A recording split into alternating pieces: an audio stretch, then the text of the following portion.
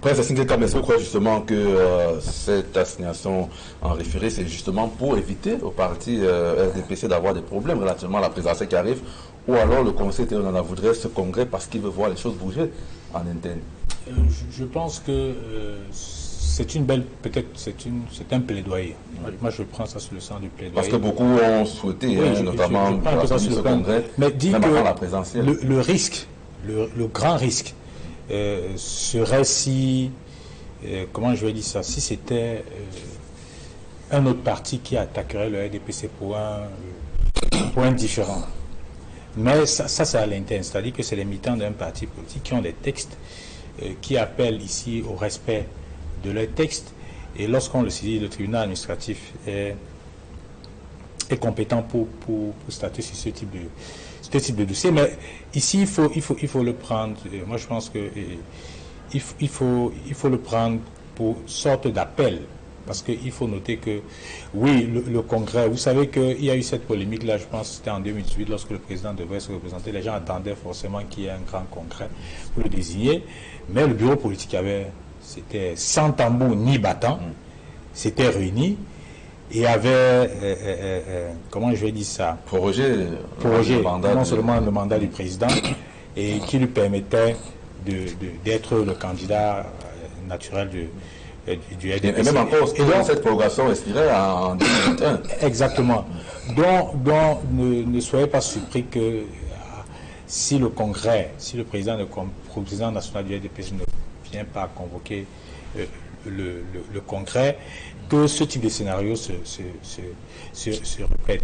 Je n'ai pas envie de dire que c'est une bataille entre les militants d'un parti politique, mais la leçon qu'il faut tirer ici en tant qu'observateur, c'est que effectivement il n'y a pas eu de congrès et que dans les différents organes dirigeants de ce parti-là, vous avez un certain nombre de hauts cadres qui sont décédés, notamment dans le bureau politique qui a été pratiquement dépouillé de plus de 4 personnes.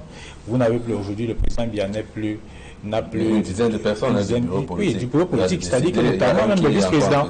Oui, notamment les vice-présidents. Bon, ceux qui sont en prison, ils ne l'ont pas exclu. C'est-à-dire que vous voulez faire cas de Mara Famille Douya, qui est encore membre du bureau du bureau politique. Vous avez les membres titulaires du comité central et les membres suppléants qui sont décédés.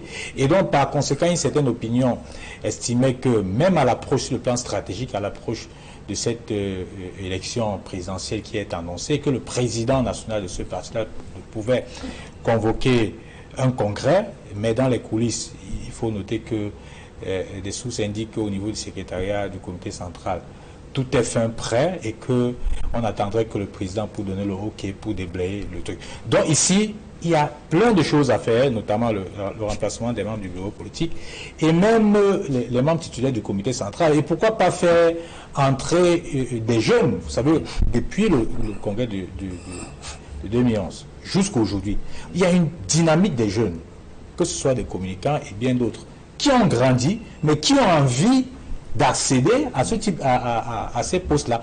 Pas qu'ils ne méritent pas, mais qu'ils méritent.